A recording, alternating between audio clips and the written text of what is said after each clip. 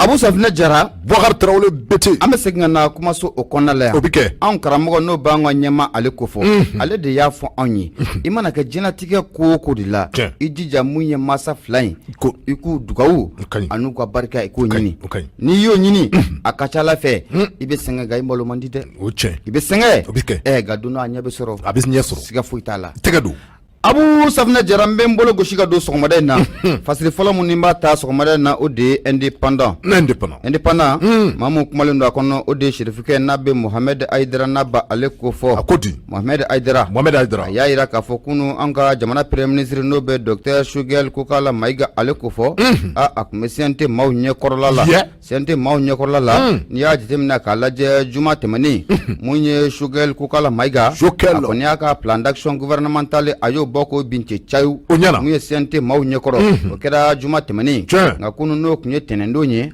o le kun bilalen don Choguel n'a ka gouvernement maa bɛɛ lajɛlen ma tuguni u y'u ka plan d'action gouvernementale mun ni k'a kɔrɔfɔ ni k'a fɔ a bɛ se ka kɛ cogo mun na ɲininkali busamisɛn k'o bɛ ta ka Choguel k'a sɛgɛrɛ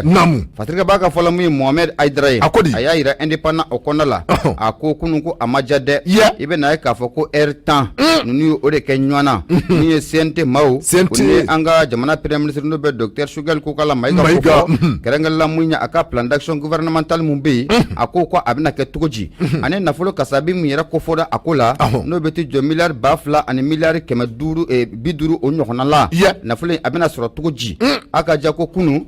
mun ye Choguel Kokala Maïga a ka ni plan d'action gouvernementale i bɛna ye k'a fɔ ko député kɔni u y'a voté dɛ wa a voté dɛ a tɛmɛna maa 100 ani maa 2 olu bɛɛ lajɛlen y'a jira k'a fɔ ko Choguel kɔrɔfɔ min fɔ ko olu b'a kɔ tabarikala o bɔlen kɔfɛ maa 2 kɔni olu y'a jira k'a fɔ ko fɛn mun don ko olu t'a fɛ cogoya si la maa 9 olu kun tɛ kɛnɛ o kan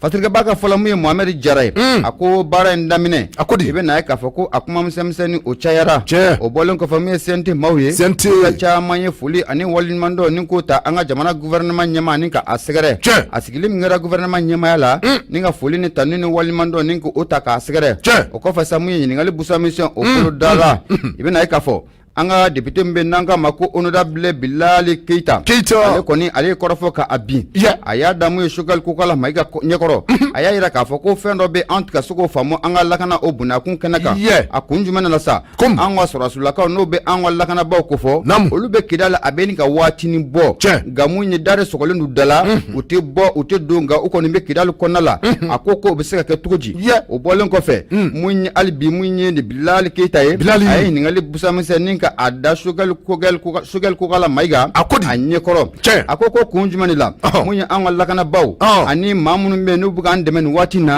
n'o y'a sɔrɔ k'a fɔ ko laɲini bɛɛ lajɛlen ye kelen ye o de ye Bamanciw kɛlɛli ye a kun jumɛn na sa ko an tɛ fara ɲɔgɔn kan ni ka patrouille ni ka a kɛ walasa Bamanciw u daga bɛ se ka bɔ an bɛɛ lajɛlen dala cogo min na fatirikɛ b'a ka fɔ la mun ye Choguel Kokala Maïga an ka jamana premier ministre a ye jaabili kɛ a y'a jira k'a fɔ ko an ka faamaw n'o bɛ an ka lakanabaaw ko fɔ n'i y'a jateminɛ k'a lajɛ olu ka confinement mun bɛ nin waati in na Kidali o kɔnɔna la o ma sɔrɔ dɔwɛrɛ fɛ bolona mun bilala bɛnkan sɛbɛn n'a b'o kofɔ o mun kɛra an ni Bamanciw ni ɲɔgɔn cɛla la o sumayali de kɛlen bɛ sababu ye ni ka an ka lakanabaaw n'u ka confinement ni ka ta k'u sɛgɛrɛ Kidali o dugu o kɔnɔna la mun ye fatirikɛba ye Mohamed Aidara a kɔni y'a jira k'a fɔ ko mun ye Choguel Kokala Maïga a ye jigisigi kuma kɔni k'o fɔ CNT maaw ye k'a fɔ ko don n'a nataw la siga foyi t'a la ko mun ye an ka lakanabaaw k'u bɛna bɔ confinement na Kidali o kɔnɔna la fatirikɛ b'a ka fɔ la hali bi mun ye Choguel Kokala Maïga ani CNT maaw kun bɛ ɲɔgɔn na koyi a ko honorable mun bɛ yen n'an ka ma ko Abubakar Sidiki Fɔnba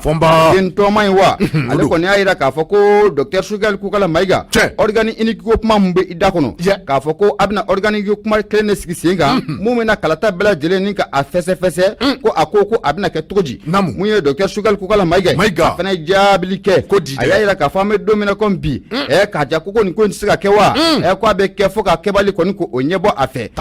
organi unique ye ko a bɛ kɛ ko kuma mun ka fɔ nin ye ko bɛɛ ka t'i ka ci fɛ ko siga foyi t'a la ko a bɛ kɛ o bɔlen kɔfɛ min ye Choguel Kokala Maïga a ko mun ye parti politique maaw olu yɛrɛ de y'a ɲɛɲini kabini 2002 waati n'o bɛ san 2000 ani san 2 o waati o kofɔ k'a jira k'a fɔ ni kalataw bɛ kɛ an ka jamana kɔnɔna la ko mun ye organi unique ko o de ka sigi sen kan o na kalata ninnu bɛɛ lajɛlen ka a fɛsɛfɛsɛ mun ye Choguel Kokala Maïga a ko ni waati b'o o ko la o ko kan ka kɛ waati mun na ko transition ye o waati waati ɲuman ye ko o baaraw kan ka boloda transition o kɔnɔna la Patrick b'a ka fɔla hali bi mun ye Choguel Kokala Mayiga ye an ka jamana tunkaragew olu jɔrɔw la ko tɛ dɔwɛrɛ carte ɲini na ko kɔ koyi nka Choguel Kokala Mayiga a ye jigisigila kuma ko o fɛnɛ fɔ olu ɲɛna a y'a yira k'a fɔ ko baaraw ko u bɛ sen na ko ni Ala sɔnna ma ko a carte ɲini na ko a bɛɛ lajɛlen ko bɛɛ bɛna wasa mun ye Choguel Kokala Mayiga ye a yɛrɛ tanuni belebele kɛ ka ɲɛsin an ka tunkaragew ma k'a yira k'a fɔ u bɛ nafolo mun na don san kɔnɔ jamana in kɔnɔna la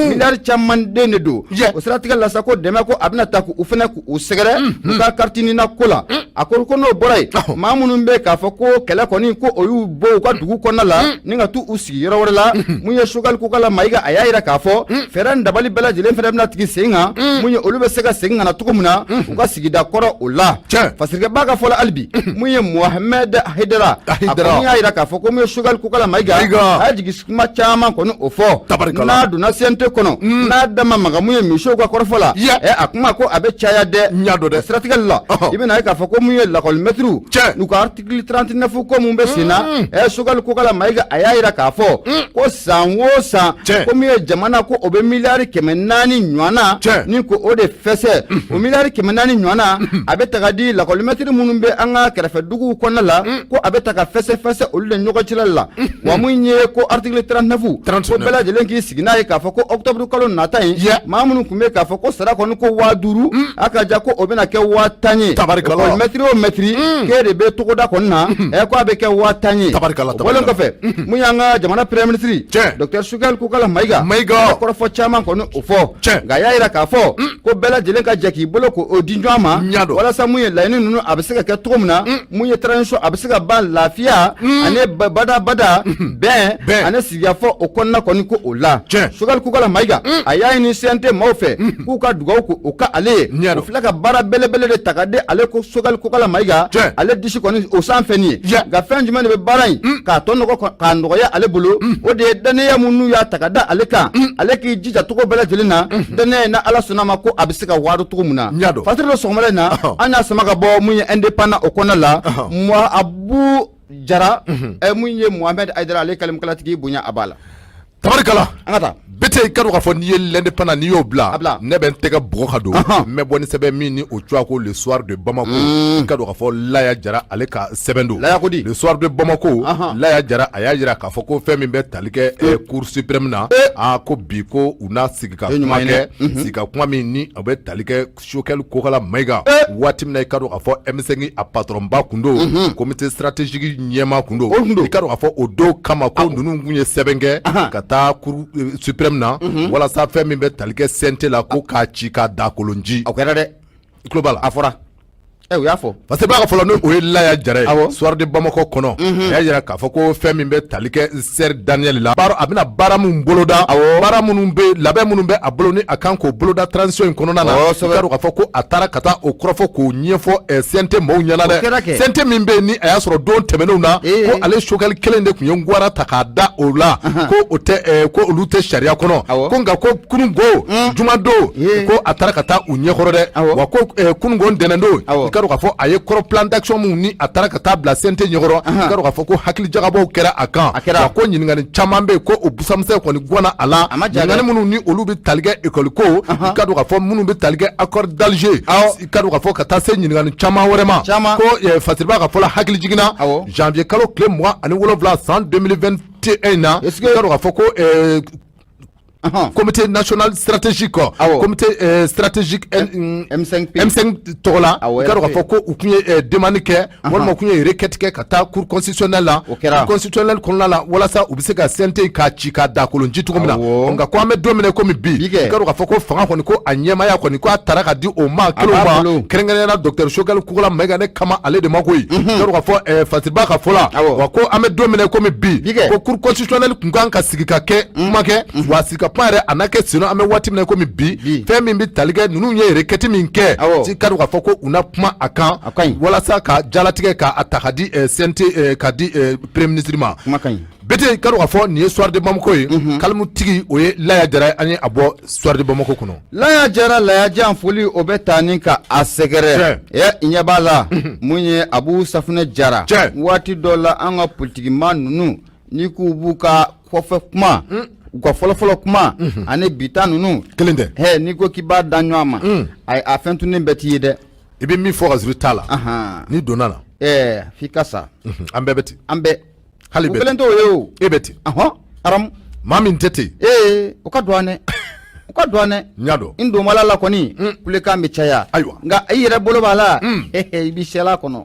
ni tiɲɛ Fasiri an b'a ta i tɛgɛ don mun ye an bɛ don min i n'a fɔ bi n'a ma ɲɛ ko mun ye kabako kasunge dagabana kasunge ale de bɛ mun ye kiri minisiri o kunna bi kasunge a ye tabali a gosira tuguni dɛ i bɛ na ye k'a fɔ ko jɛgɛ belebele nin jɛgɛ belebele in maa dɔw yɛrɛ kun ko jamana kɔnɔ ko intouchable ko o don nka nin jɛgɛ belebele in tu tɛ se ka kɛ maa min na intouchable awɔ maa dɔw tila ko jɛgɛ belebele don ko tu tɛ se ka k'a la koyi a bɛ koko naani ni ɲɔgɔn jɛgɛ ba tɛ yen bilen quoi ayi an bɛ don min na komi bi jɛgɛ ba tɛ yen dɛ tɛmɛ e maa ye o ko cayalen don sɛgɛsɛgɛliw de bolodalen don sisan tabarikala mun ye fasiri an b'a sama ka bɔ fasiri min kɔnɔ o de ye palɛriti ye palɛrita nin y'a bɔ ko 23 u ɲɛna bi uti kalo tile 3 san 2000 ani san 21 maa mun kumalen don a kɔnɔ o de ye ND a ko Bamakɔ mairie ba n'o kofɔra a tɛ Adama Sangare a t'ale kofɔ wa Adama Sangare a seginna ka ti i da koko naani ni ɲɔgɔn cɛla la koyi awɔ a seginna a donna tun a donna a donna le changement Mali kura ngo Mali kura a tɛ ja dɛ aramu n y'a dɔn i ɲɛ bɛ wo ci fɛn fɛn la Abu Safinɛ Jara nin waati na an ka transition an tɛ tɛmɛ kalo 7 kan bilen ayi kalata ka kɛ sɛgɛsɛgɛli bolodalen de don caman de sirannen don ɲɛ tabarikala o sabu ne kuntala in janyana ko caman bɛna ɲɛdɔn ko an ka taa di dɔɔni a laban ye boli ye a laban ye boli ye dɛ i bolo don fasirikɛba ka fɔ la a ko n'o de fiyɛ na Abu Safinɛ Jara n'i ma tori kɔni ni ka ale bila jikalama na a bɛ k'a ɲɛna ko jisuma ji wɛrɛ tɛ yen ko n'a a bɔra jisuma o la a ko kunun waati min na sa maaw kɔni an bɛɛ lajɛlen kɔni sigilen bɛ mun ye ka Choguel ka ani CNT maaw lajɛ ɲɔgɔn na o siratigɛ la sa o kɔnɔna la i bɛ na ye k'a fɔ ko min ye Bamakɔ mairie a kun kalayalen don fo k'a fɔ ko a kalayalen don u ka mairie ba min bɛ n'an k'a ma ko Adama Sangare ko kunun mandat de dépôt o dara a kan pôle économique de Bamako mun bɛ commune 3nan kɔni o la olu ye mandat de dépôt ni k'a da Adama Sangare kan a sigiyɔrɔ o taara bɛn koko 4 ni ɲɔgɔn cɛ la o ma fasirikɛba ka fɔ la a ko nin mairie belebele n'o bɛ Adama Sangare n'o bɛ ale ko fɔ Adama Sangare ale tɛ maa dogolen ye malidenw na bi mun ye an ka mairie ba yɛrɛ ye Adama Sangare a bɛ nin kɔnɔna la ko a bɛ nin ka san 13 o bɔ Adama Sangare tun y'a jateminɛ k'a lajɛ maa mun don liberté provisoire o de b'a bolo koyi o sabu kɛ waati tɛmɛnenw na Adama Sangare a yɛrɛ kɔni a tun ye woni kɛ ka tɛmɛ nka mun ye caution n'o bɛ nafolomugu ko fɔ a y'o de sara o de kɛra sababu ye ni ka a bɔ woni kɔni o la a ko an ka segin an kɔ dɔɔni Abu Safinɛ Jara i bɛ na ye k'a fɔ ko mun ye nin maa kofɔlen n'o bɛ Adama Sangare n'o bɛ ale kofɔ Bamakɔ mairie ba o t'a ye wa ko mun ye liberté provisoire a bilal'o la juma don n'o bɛ bɛn mai kalo tile 22 ma san 2000 ani san 20 o kɔnɔna la o tɛ salon ye wa ko mun ye chambre d'accusation du pôle économique maa mun bɛ yen Adama Sangare a kɛlen ka kalo 8 sɛlɛ mun ye kasobon kɔnɔna la olu kɔni ye mun ye liberté provisoire u y'o bɔ ka di Adama Sangare ma nka maa minnu bɛ jateminɛ kɛ u b'a dɔn k'a fɔ ko nin ko in ko a ma ban koyi o sabu kɛ maa minnu bɛ ministériya la bi n'o bɛ dagabana kasonge kabako kasonge zominɛ kasonge ale de bɛ nin ko in k'a bɛɛ lajɛlen fɛsɛ waati tɛmɛnenw na hali waati mun na Adama Sangare a bɛ taa woni na ko mun ye kasonge de ale de tabali gosi n'a ma ɲɛ ko kɔni ko a dira a tigi ma a yela k'a fɔ ko mun ye jalaki mun talen bɛ ka Bamakɔ mairie ba ni ka a sɛgɛrɛ jalaki ko kabini 2010 an ka segin 2010 waati mun na mun ye marché a nana bin tɛ caw cinquantenaire yakili b'a la wa cinquantenaire a fɔra k'a fɔ ko marché ko a dira Adama Sangare ma marché in a kuntala nafolo bɛ ti jɔ ko 500,000 a digun tɛ dɔwɛrɛ ye ka yelenw ko o sɛrɛ fan bɛɛ lajɛlen fɛ yelenw ka kɛ an ka gitɔrɔnkɛlaw la ka gidɔrɔn ka yelen multicolore ko o caya a yɔrɔ ninnu na o marché de kun dira mun ye Adama Sangare o ma cinquantenaire waati Adama Sangare ale de kun ye mun ye marché ɲɛmaaba nka EDM a kun bɛ ka fɛɛrɛ kɛ ka o bɛ se ka a dɛmɛ cogo min na n'an ko ma ko maître d'ouvrage délégué o kun ye énergie du Mali ye Fatigaba ka fɔ la mun ye N2 a ko kunun ko mun ye bara kɔni a fɔra kosɛbɛ ko sabu kɛ mun ye Adama Sangare mun ye mandat de dépôt kɔni dara kan kunun a sigiyɔrɔ o taara bɛn mun ye Bamakɔ kura kogo 4 o ni ɲɔgɔn cɛla o la Fatigaba ka fɔ la a ko nin tɛ ko balilen koyi maa de bɛ ko kalama i b'a dɔn k'a fɔ ko mun ye waati ni ka Adama Sangare ni ka a lata woni na ko ministériya b'o o de bolo bi n'a ma ɲɛ ko dira a tigi ma ko maa minnu bɛ jateminɛ kɛ olu y'a dɔn k'a fɔ donna nataw la ko Adama Sangare ko a ka sigi n'a ye a bɛ taa jɔ kiiritigɛlakaw ɲɛkɔrɔ o siratigɛ la sa ko nin kiiri kelen a seginna ka na kura ye dɛ Adama Sangare a bɛ wo la a bɛ wo la a bɛ a bɛ Bamakɔ Mɛriba Adama Sangare dɔn tɛ wele donna jɛgɛba dɔ don dɛ Adama disiba dɔ don premier vice président Adama tiɲɛ o tuma jɛgɛba minɛ bɛ sen nɔ m'o f'i ɲɛna ko jɛgɛ minɛ daminɛna wa jɛgɛ minɛ fitinin ninnu wa olu de to yen bilen o ayiwa kumaba ninnu dɛ u b'olu de minɛ ayiwa kumabaw ka minɛ dɔrɔn bete ka ka fɔ hali bi ne bɛ to indépendant kɔnɔ an ka taa ni jɛgɛba dɔ minɛ mɛ e ka fa fɛ o jɛgɛba kelen i ka ka fɔ u kɛmɛ ka guan kɛ dɔ fɔrɛ la nin jɔ ko Musa Jawara i ka ka fɔ fɛn min bɛ tali kɛ affaire Birama Touré frère Birama Touré ka ka fɔ nin ye Elhaji Mamadou Gaba ale ka sɛbɛn don ka ka fɔ fɛn min bɛ tali kɛ disparition du Birama Touré ni o ye kunnafoni dila ye mun ni kabini san 2016 la i ka ka fɔ nin kunnafoni dila i ka ka fɔ ko a tununa tuke Fatigaba ka fɔla ko ɲinini jɛkulu min bɛ yen ni o bɛ wele ko Interpol i ka ka fɔ kabini juin kalo tile 22 san 2021 i ka ka fɔ ko mandat d'arrêt international i ka ka fɔ ko u y'a da masakɛ kɔrɔ ale denkɛ kan dɛ min ni o cogoya ko Karimu Keyita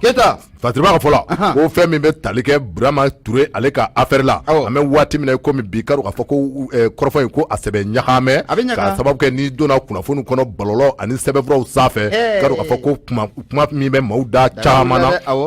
ko a bɛɛ lajɛlen affaire Birama Touré ko kuma ye parce que b'a ka fɔlɔ ko fɛn min bɛ tali kɛ nin dankɔrɔba in na Birama Touré ka ka fɔ ko a tununen kabini waati dɔ la ka ka fɔ ko ɲininkali kɔni ko ani a busamɛsɛ sɛbɛ guana ka ka fɔ ko enquêtes ni o ye sɛgɛsɛgɛliw ye ko o bolodara fa bɛɛ lajɛlen fɛ maa minnu bɛ yen ni olu bɛ wele ko Reporters sans frontières i ka ka fɔ ko ninnu bɛɛ lajɛlen ye u sen don ko in nɔ Birama Touré a ka problème a ka koɲɛ a bɛ se ka ɲɛdɔn cogo min na jamana kɔnɔ ani jamana kɔkan parce que b'a ka fɔlɔ ko fɛn min bɛ Birama Touré ka ka fɔ ko Birama Touré ko enquêtes y'a jira k'a fɔ Birama Touré ko ale kɔni ko a minɛna wa i ka dɔn k'a fɔ ko a donna kaso la kaso min ni a ye waati kɛ o kɔnɔ parce que b'a ka fɔlɔ ko Birama Touré waati min na a minɛna i ka dɔn k'a fɔ ko fɛn min bɛ tali kɛ yanni u k'a fa la ko a ye sɛgɛn caman kɛ min bɛ wele ko torture ko k'a sɛbɛ torturer ni o ye k'a sɛbɛ sɛgɛn tiliw ani ko wɛrɛw bɛɛ o kɔnɔ i ka dɔn k'a fɔ ko u y'o ta ka Birama Touré k'a sɛgɛrɛ Reporters sans frontières de Koti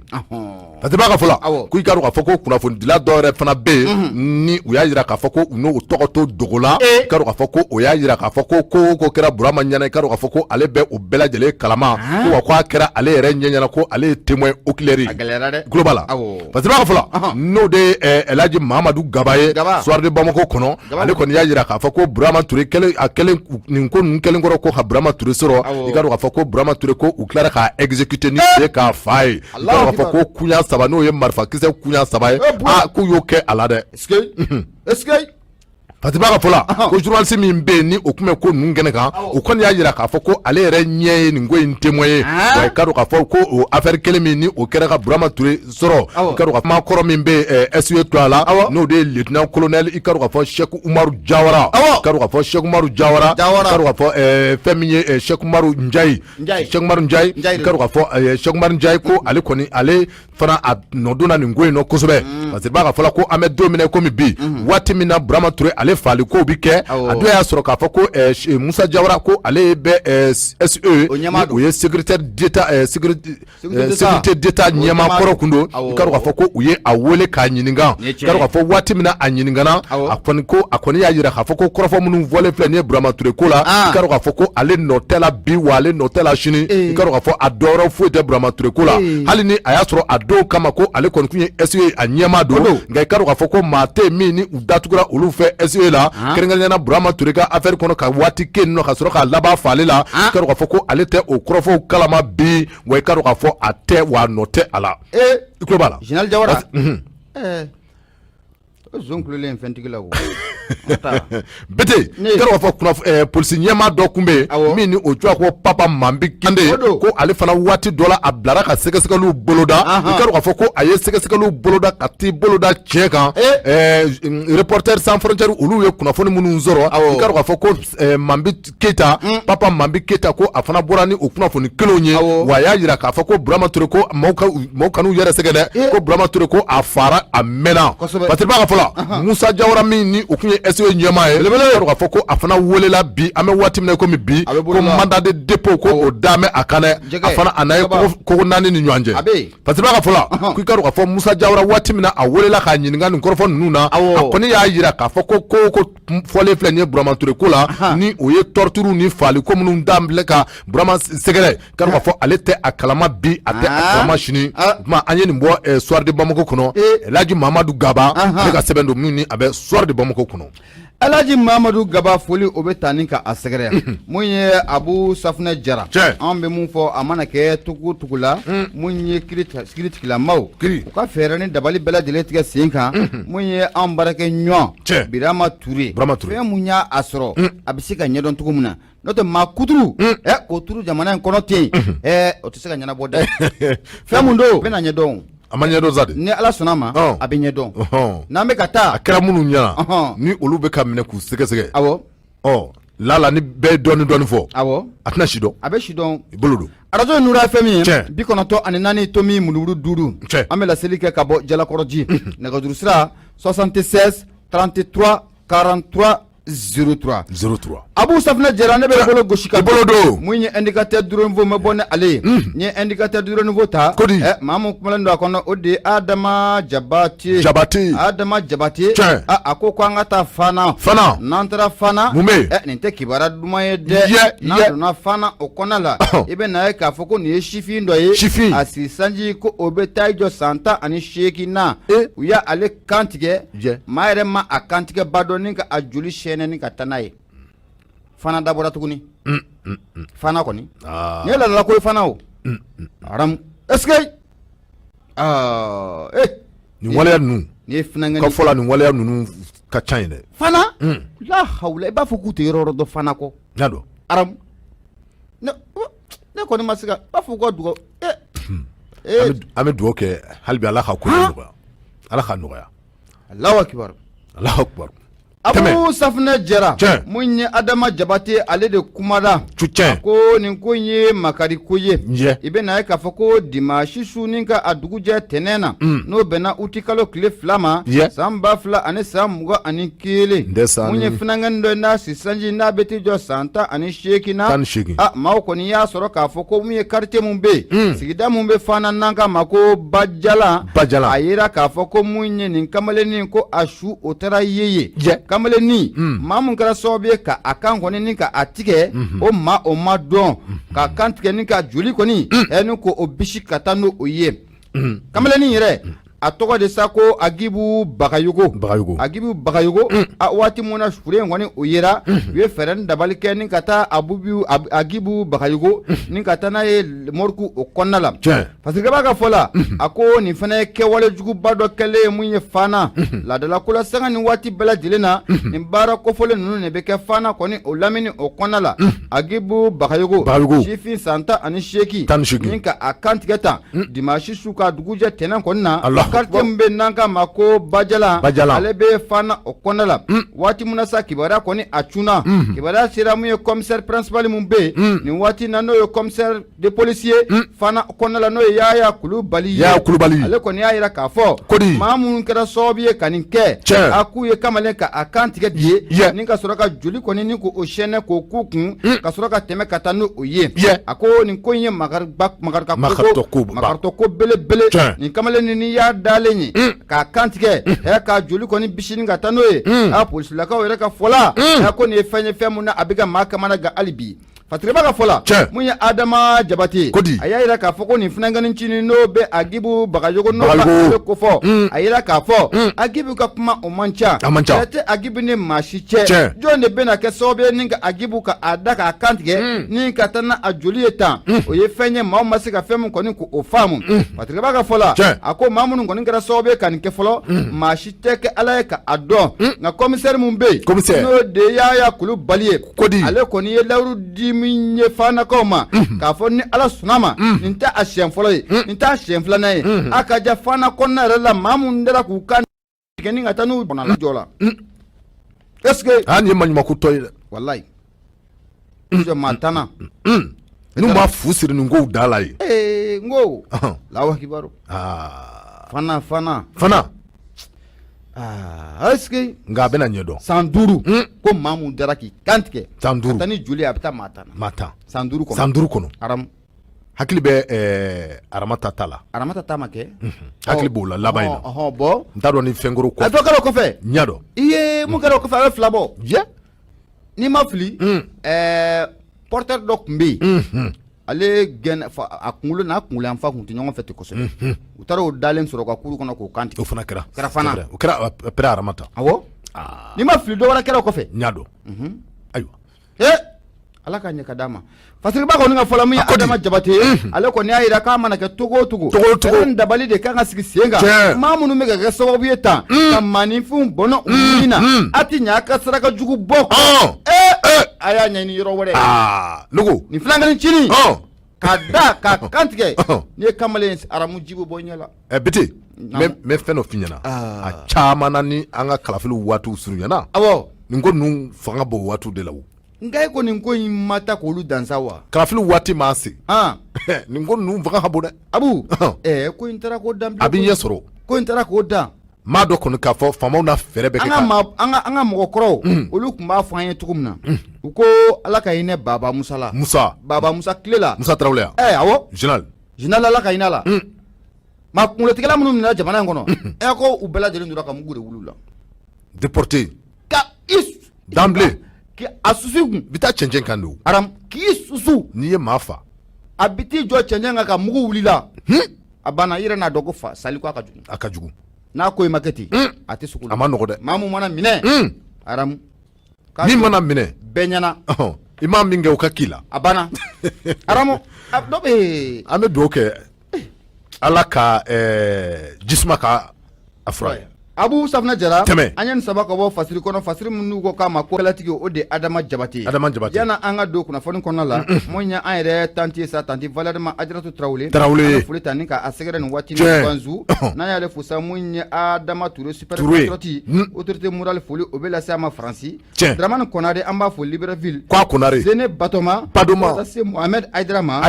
Modibo Yarisi Mamadu Dunayi Sumari an bɛ ninnu bɛɛ lajɛlen fo ɲinamakɛ Espagne ka Alima ɲare ko an ka taa I bolo don ɲare an ka taa Bete kadu ka fɔ n'i ye o bila kadu ka fɔ ne bɛ n tɛgɛ bugɔ ka don mɛ bɔ ni sɛbɛn min ni o cogoya ko Mali tribune nɔ kadu ka fɔ fɛn min bɛ tali kɛ justice la n'o ye Mali justice ye k'i ka dɔn k'a fɔ ko ministre min ni o cogoya ko Lamine Seydou Tarawele i ka dɔn k'a fɔ ko a accusé bɛ ni o ye jalaki ta mɛ k'a sɛgɛrɛ i ka dɔn k'a fɔ baara kɔnɔna na min ni o bɛ wele ko secret professionnel baara kan ka kɛ ni gundo minnu ni maakama minnu ye a bi n'a fɔ k'a fɔ ko justice kɔni i ka dɔn k'a fɔ ko papier dɔw bɛ a kan papier min b'a jira k'a fɔ ko baara kan ka kɛ ni gundo minnu ye dogodogo minnu ni baaraw kan ka kɛ ni a ye a bi n'a fɔ Lamine Seydou Tarawele a ko a kɛmɛ k'o gundow ko olu da kɛnɛ kan i tulo bɛ n gundo minnu kan ka mara ko Lamine ko a y'olu bɔ kɛnɛ kan tiɲɛ nin affaire in Abdraman Diko kado ka fɔ a ma min Seydou Tarawele a kado ka fɔ ko fɛn min bɛ tali kɛ kiri la a kado ka fɔ ko tribunal de grande instance commune 4 a kado ka fɔ ko kiri kɔni ko kiri sɛbɛn dɔ ta mɛ k'a sɛgɛrɛ kado ka fɔ ko fɛn min bɛ tali kɛ waati mun na kado ka fɔ ko bandaw ka fanga kado ka fɔ ko o kɔni kun y'o bɔ yabara ani gouvernement kura o ka sigi kado ka fɔ Lamine Seydou Tarawele ko kuma kɔni tɛmɛna ani secrétaire général du gouvernement cɛ min ni o bɛ tali kɛ bara ko dɔ la bara min ni o kun kan ka attribuer light gate meaning fɛ ni o ye sanubɔ yɔrɔ dɔ ye k'a dɔn k'a fɔ ko kɔrɔfɔ minnu tɛmɛna u ni ɲɔgɔn cɛ ko Lamini Seydou Traoré ko a ye nin kɔrɔfɔ ninnu ni o ye o kumakan minnu tɛmɛna u ni ɲɔgɔn cɛ téléphone na i k'a dɔn k'a fɔ téléphone sira fɛ ko Lamini Seydou Traoré ko a ye nin kɔrɔfɔ kan ninnu bɛɛ lajɛlen salo k'a dɔn k'a fɔ ko k'a bila réseaux sociaux ni o ye bɔlɔlɔ ye ko k'a fili o sanfɛ ko Lamini n'o kɛ ayiwa parce que b'a fɔla secrétaire général min bɛ yen ni o tun bɛ présidence cuala don tɛmɛnenw na a ye k'a dɔn k'a fɔ ko in bɛ kɛ waati min na a y'a sɔrɔ o dankɔrɔba in ko secrétaire général don présidence la ale kɔni ko a ye nin kɔrɔfɔ in fɔ k'a jira k'a fɔ fɛn min bɛ tali kɛ Lamini Seydou Traoré la ko a ye waleya min kɛ nin ye ko waleya cɛjuguba k'a dɔn k'a fɔ fɛn min bɛ tali kɛ baara ɲɔgɔnya kɔnɔna na jamana baara minnu bɛ yen ni olu kan ka kɛ ni gundo ani makanba minnu ye a ye k'a dɔn k'a fɔ ko ministre ye baara min kɛ nin ye ko a tɛ bɛn sariya fɛ o de sababu la k'a dɔn k'a fɔ secrétaire général min ni o bɛ ministère in jɔ a la ni o ye secrétaire général kɔrɔ min tun bɛ yen nɔ présidence ni a tun bɛ présidence la k'a dɔn k'a fɔ ko ale kɔni ko a kɛn bɛ ka i ta da bɔgɔ jɛnini kan dɛ ka d'a kan communicateur tribunal ko a ye plainte kɛ Lamini ko a na taa jaabili kɛ faamaw ɲɛkɔrɔ Lamini Siriba ka fɔ la k'i ka dɔn k'a fɔ ko walasa Lamini a ka taa jaabi kɛ ko bɛɛ lajɛlen bɛ a kalama k'a fɔ ko ministre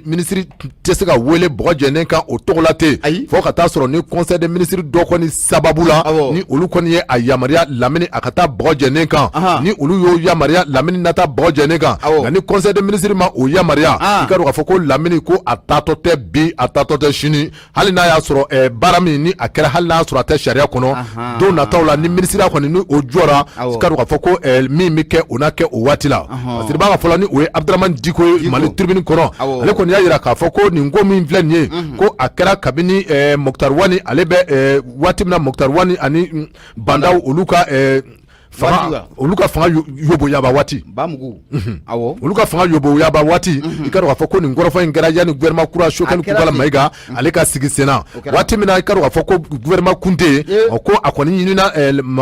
Lamini Seydou fɛ i ka dɔn k'a fɔ ko ale mun ni a ye jiko ani yelenko o ministre kɔni kun don ani Segali kɔni ko u ye kɔrɔfɔ minnu tɛmɛ u ni ɲɔgɔn cɛ i ka dɔn k'a fɔ kɔrɔfɔ ninnu tɛmɛ nin kɔrɔfɔ ko Lamini kɔni ko a kɛra ka nin kɔrɔfɔ ninnu bɛɛ lajɛlen enregistré ni o ye k'a bila fiɲɛ fɛ k'a dɔn k'a fɔ ko maa bɛɛ lajɛlen kɔni bɔra kɔrɔfɔ ninnu kama kɔrɔfɔ minnu ni o tɛmɛna u ni ɲɔgɔn cɛ ko bɛɛ lajɛlen bɔra kɔrɔfɔ ninnu nkalama a ka dɔn k'a fɔ ko a kɛn bɛ baasi ye o de sababu la Lamini Seydou Traoré i ka dɔn k'a fɔ ko a kɔni welelen bɛ bɔgɔ jɛnnen kan communicateur o tribunal la nka a kɔni jirala k'a fɔ ko Lamini a taafiri don an bɛ waati min na komi bi Sokɛli Kulibali Mayiga ka gouvernement kura min ni o sigira juin kalo tile 11 i ka dɔn k'a fɔ ko o tilara k'a kelen wele k'a don gouvernement kɔnɔna na dɛ a ko i ka dɔn k'a fɔ ko bɔgɔ jɛnnen ka taa min filɛ nin ye a ko a kɛ man di k'a sababu kɛ tant que ni a bɛ ministériya la ni conseil de ministre ma a yamaruya ko a taatɔ tɛ bi a taatɔ tɛ sini Abdramane Diko ale ka sɛbɛnw min ni an y'a bɔ Mali tribune kɔnɔ kosɛbɛ wa Mali tribune ma an bɛ foli ta ni k'o sɛgɛrɛ Abu Safinɛ Jara i bɛ na ye k'a fɔ ko nin de ye gɛlɛya jamana in kɔnɔ ɲa dɔn n'a ma ɲɛ ko réforme politique bɛ kɛ ko yɛlɛma bɛna don an ka sɛbɛnw na nin bɛɛ bɛ bɔ a la ɲa dɔn ka jumɛn bɔ a la nin bɛɛ ka jumɛn bɔ k'a fɔ ko mun ye ministre k'a fɔ ko immunité b'i kan o bɛ bɔ a la koyi a bɛ bɔ a la cɛ ni kumana ni yɛrɛ kɛra ye don mun ayiwa n yɛrɛ ka k'a ye n ka k'a ye a ka bɔ a la de sabali ko a ministre wo premier ministre wo a bɛɛ ka bɔ a la cɛ a y'olu dɔ to a la sa n'an kɛra ye don min an fana k'an sago kɛ to a la Jaralaka ninnu hakili la ko Wagabu hakili ko jamana bɛna to a ta la de yan Wagabu ninnu ɲa dɔn a tɛ ɲɛnabɔ a tɛ ɲɛnabɔ a tɛ ɲɛnabɔ walahi n'a ma bɔ a la a tɛ ɲɛnabɔ Abu o fana cɛ f'a ka bɔ a la de n'i y'a jateminɛ an ka haute cour de la justice a sigilen bɛ yen a bɛ san joli bɔ e y'a baara kɛ n'o ye o bɛ yen de haute cour de la justice i bɛ k'a ka waati a b'e tɔgɔ la cɛkɔrɔba in tun b'a kunna t'a dɔn cɛkɔrɔba in tɔgɔ yɛrɛ bɔra n kɔnɔ o tun b'a kunna waati dɔ la an bɛ dugawu kɛ Ala k'a ɲɛ ka d'a ma amina Abu an bɛ taa Guana n bɛ n bolo don n bɛ bɔ ne fasiri ye o ko mun ma hali bi ko indicateur du renouveau Adama Jabate kɛ a kumalen don dɛ a ko an ka taa Guana n'an taara Guana bɛ na ye k'a fɔ ko nin ye moto taxi maa 2 ye ninnu 2 bɛɛ lajɛlen ko u bɛɛ lajɛlen fatura ka sɔrɔ ni maa dɔ ye janfa ta k'u sɛgɛrɛ u yɛrɛ maa minnu ta k'u bɛ t'u bila yɔrɔ la olu de janfa ta ni k'u sɛgɛrɛ ka ni maa 2 bɛɛ lajɛlen kɛ c'est tout c'est fini. C'est tout et c'est fini. Awo. Moto taxi. Awo. Ah mais ko bena a m'a fɔ ko telemania. Awo. Alors a m'a fɔ telemania. Kosɛbɛ. Alors est-ce que alors Fatirikeba ka fɔ la a ko ni moto taxi bolila maa fila i bɛ na ye k'a fɔ ko mun ye alamisa don dɔ bɛnna juillet kalo tile 29 ma a mun ye Guana o kɔnɔna la Guana ni mototigi fila waati mun na sa o kɛlen bɛ ka mun ye bogotigi canajan fila kɔni taa ni ko o sigi u kɔfɛ i bɛ na ye k'a fɔ ko ni u tun y'a dɔn u t'a kɛ ko ye Fatirikeba ka fɔ la a ko waati mun na u bɛ kibaruya kɔni ni ka a sɔrɔ a yira k'a fɔ ko kibaruya sɔrɔlenw na ko mun ye su jeliw i b'olu dɔn wa su jeliw awɔ n t'olu dɔn ayi mɛ tile jeliw dɔn nka su jeliw fo n'i y'o ɲɛfɔ n ye dɛ awɔ su jeliw wa olu de bɛ kɛ gitɔrɔn nafɛ kɛrɛfɛ n y'a dɔn sa an ka taa i bɛ nin dɔn Gacɛ i bɛ nin dɔn i bɛ nin sabali i bɛ su jeliw dɔn Fatirikeba ka fɔ la mun ye Adama Jabate Abu Safinɛ Jara y'a yira k'a fɔ ko su jeli fila olu ye nin moto taxi bolila fila ni k'u wele nɛgɛjuru la a bɛ n'a fɔ u bɛ ɲɔgɔn dɔn ka kɔrɔ kojugu k'a fɔ i tɛna ɲama wa duguba tɛ a tɛna ɲama a ka taa an bila Guana siratigɛ la sa olu fana ye bidi k'o ta joona o kɛra ni ka yɛlɛ moto kɔni sanfɛ k'u kunda ni su jeli fila o kan waati mun na u y'u ta u bɛ ka taa moto o la o y'a sɔrɔ kibaruya sɔrɔlen na k'a fɔ ko mun ye nin su jeli fila olu ni mun ye bandiw kɔni u bɛnnen don ko kan kojugu o siratigɛ la sa mun ye moto taxi tigi fila u ni su jeli ninnu kelen bɛ kelen kɔfɛ kelen fana bɛ kelen kɔfɛ u bɛ baro duman na ka taa kojugu u bɛ bali fɛn mun na u taara sɔrɔ k'a fɔ ko mun ye bandiw kelen bɛ ka jan ka daw ye jan ha Bamakɔ duguba n'a kɔnɔ ko awɔ su jeli ninnu ni bandiw bɛnna kan ko ten dɔw ko duguba k'a jakuma ye sufɛla ye nka kɔlɔlɔ caman fana bɛ sufɛla la dɛ o de kama ne tɛ sufɛla fɛ o n t'a fɛ dɛ aw ye jitɔw ye aw bɛ siranw siraw kɔni Bamakɔ sufɛla ni an ka Asimu yɛrɛ ni nɛgɛya kun t'ale la a kun tɛ ɲɛnabɔ wa voilà aw ye Tarawelelakaw ye jitɔw de ye kɔnɔ tɛ anw bɛ bɔ à partir de 2h du matin o waati de ye anw kɛ kuma ye ka aw ye 2h du matin voilà an bɛ bɔ o waati de la voilà tɛgɛ don mɔgɔ bɔ 2h du matin n bɛna mun f'i ye mɔgɔ bɔ 2h du matin ɲumankɛla tɛ ayi o tɛ e m'a faamu jaralaka ninnu tɛ ɲuman kɛ 2h du matin bɛ bɔ ka taa mun kɛ Abu Safinɛ Jara mais sabali sa affaire jumɛn bɛ Bamakɔ 2h du matin e m'a faamu baara dɔw bɛ yɛlɛ 2h anw ka baara caman bɛ u yɛlɛ kuma ye 2h ye comment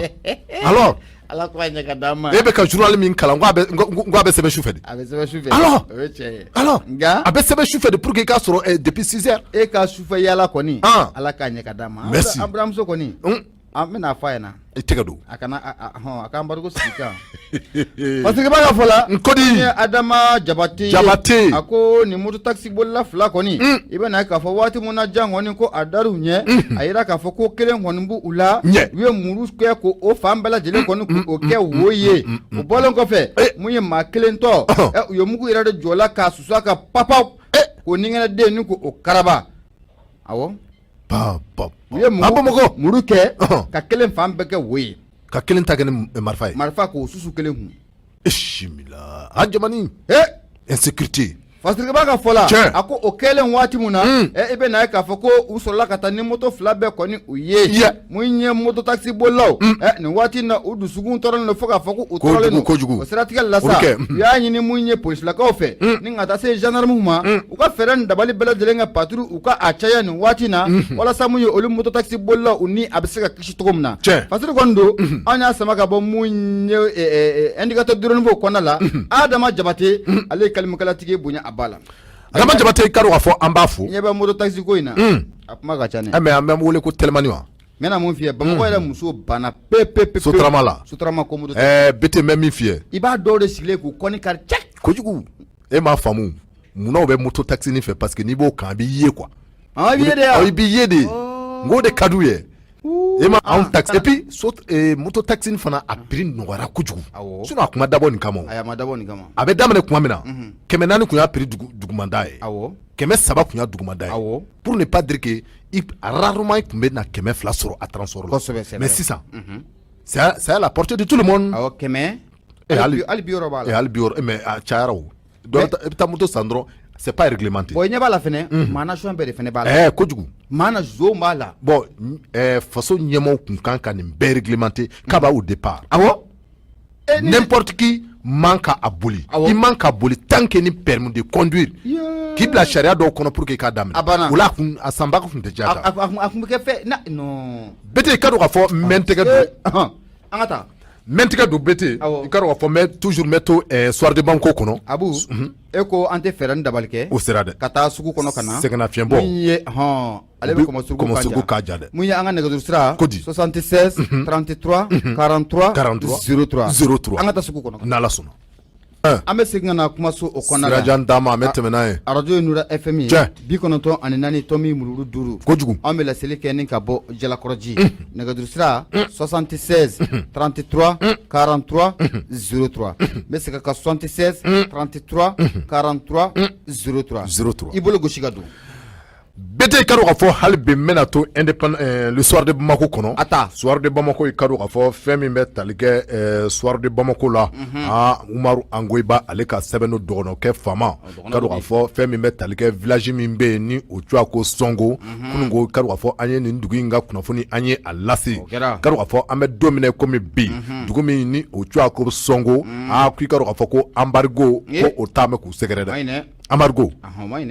Mati bɔ mati dun o ma ɲi dɛ parce que b'a ka fɔla an bɛ don min komi bi ni o de ye Umaru Angoyiba ye a kɔni y'a jira k'a fɔ ko Songo maa 6 baɲango i ka dɔn k'a fɔ ko olu kɔni fara walima maa 6 baɲango sara k'a sababu kɛ bana ye bana min ni a bɛ ka don dugu kɔnɔ dɔɔni parce que b'a ka fɔla ko nin dugu min ni o kofɔtɔ filɛ ni o ye Songo ye Songo ale bɛ jamana a camancɛ bolo kɔnɔna na i ka dɔn k'a fɔ groupe terroriste minnu bɛ yen i ka dɔn k'a fɔ ni o ye jatigɛli kɛ wale maaw ye i ka dɔn k'a fɔ ko u kɔni kɛn bɛ ka nin dugu in k'a sigi a senzabara kɔnɔ an bɛ don min komi bi ka sababu kɛ i ka dɔn k'a fɔ fɛn min bɛ tali kɛ embargo la n'o de ye ka gwɛlɛya ta ka u sɛgɛrɛ maa ti don maa ti bɔ i ka dɔn k'a fɔ fɛn min bɛ tali kɛ da dumunifɛnw na ko o dɛsɛ kɛn bɛ ka dugudenw sɔrɔ dɛ parce que i b'a ka fɔlɔ i ka dɔn k'a fɔ ko Mɔndoro tɛmɛnen kɔrɔ kɔfɛ ka taa se Farabugu la ani dugu min bɛ yen ni o cogoya ko Dinanguru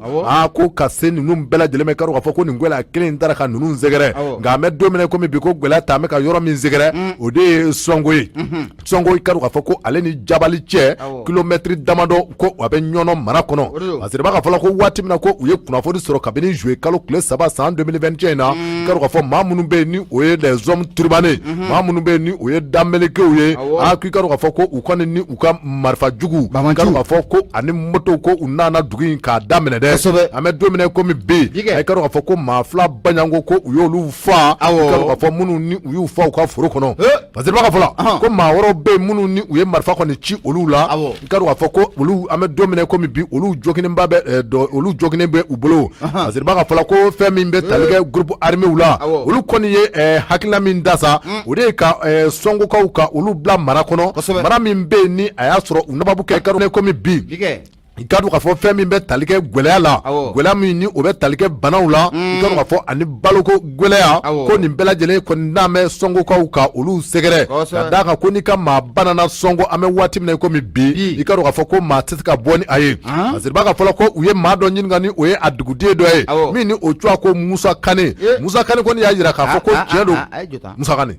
jɔ kɔrɔ ka sportif Musa Kane tɛ dɛ ayiwa Musa Kane kɔni ne y'o de fɔ o maa ma bɔ maa la dɛ Musa fana ta yɔrɔ ka ca a fana jinɛmɔrɔ don parce que b'a ka fɔla ko Musa Kane ale kɔni ko a y'a jira fasiribakɛlaw la ko fɛn min bɛ tali kɛ maa 6 baɲango la i ka dɔn k'a fɔ ko ninnu kɔni sara k'a sababu kɛ fɛn min bɛ tali kɛ baloko dɛsɛya la ani bana dɔ don bɛ Songokaw kan i ka dɔn k'a fɔ ko nin bɛɛ lajɛlen kɛn bɛ gwɛlɛya min ni Songokaw kɛn bɛ k'a sɔrɔ k'a sababu kɛ parce que ni Kuruma n y'a dɔn k'a fɔ o na kɛ dugu kumaba ye dɔɔni ni dɔgɔtɔrɔ furakɛliw kan ka kɛ o yɔrɔw la i ka dɔn k'a fɔ ko maa tɛ se ka taa yen nɔ tuguni i ka dɔn k'a fɔ ko sirate k'a sababu kɛ Bamanju kɛmɛ ka ngɛlɛkɛ da fa bɛɛ lajɛlen fɛ parce que b'a ka fɔla ko fɛn min bɛ tali kɛ Musa Kane la olu kɔni y'a jira k'a fɔ ko sous-préfet min ni o bɛ Sokolo k'u ye kunnafoni da o tulo kan sous-préfet fana ko ale fana ye kunnafoni doni gwada ko a ɲɛsin maa min ma ni o de ye gouverneur ye Segu gouverneur i ka dɔn k'a fɔ ko ale fana ye kunnafoni in da i ka dɔn k'a fɔ ka kunnafoni k'a lase an ka faamabaw ma ni o de ye ministre de la défense ye ani ministre de l'intérieur et de la réconciliation ko kunnafoni kɔni ko a bɛ olu ka niveau la dɛ parce que b'a ka fɔla ko an bɛ don min komi bi kabi kunnafoni in dira ninnu ma ka se fɔ bi ma i ka dɔn k'a fɔ ko hali bi ko mankan suma mɛ ko tigatulu ka d'a kan olu ma réaction kɛ u ma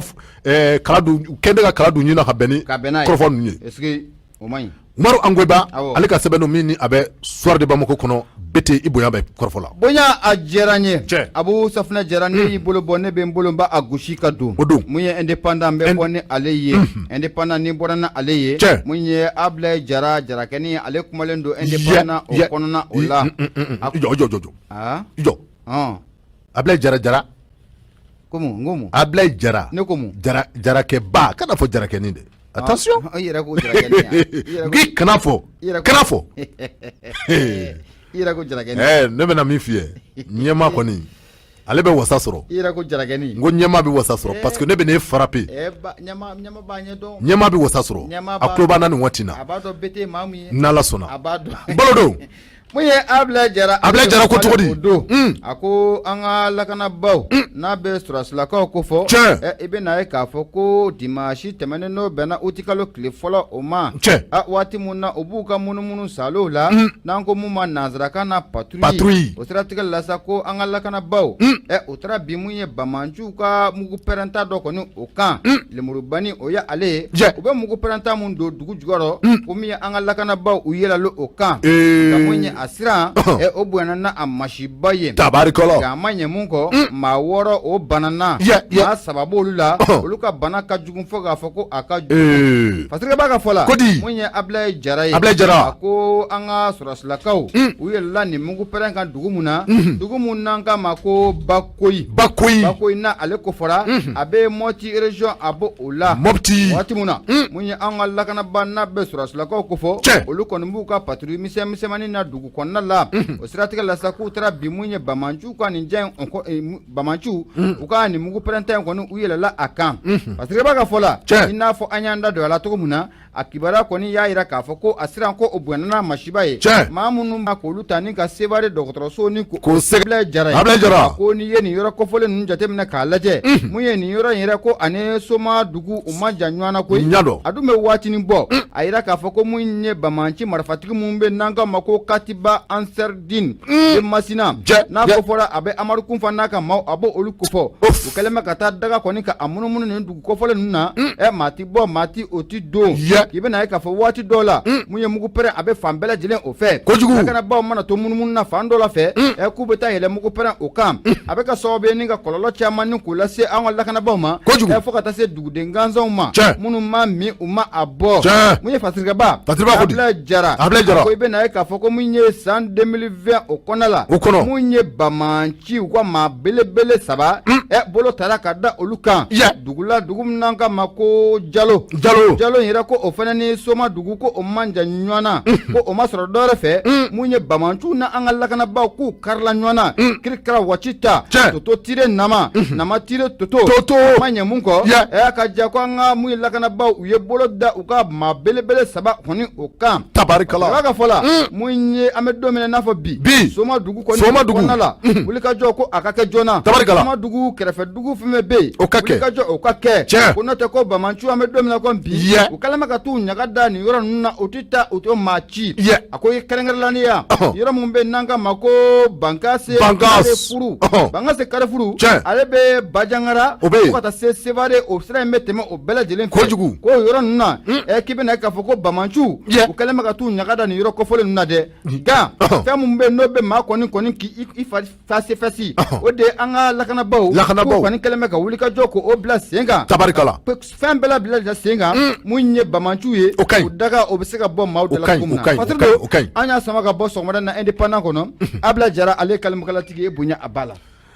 bete i ka dɔn k'a fɔ waati a bɛ ka tɛnku waati sera an tɛ a sonsoro yan kosɛbɛ Abu Jara mun ye waati kofɔlen ale nani jɔ ten cɛw n'Ala sɔnna waati mun sumana ka d'a ma waati kofɔlen ale nani jɔ nka yanni an ka bɔ nin ye kibaruya ye an bɛna mun da lamɛn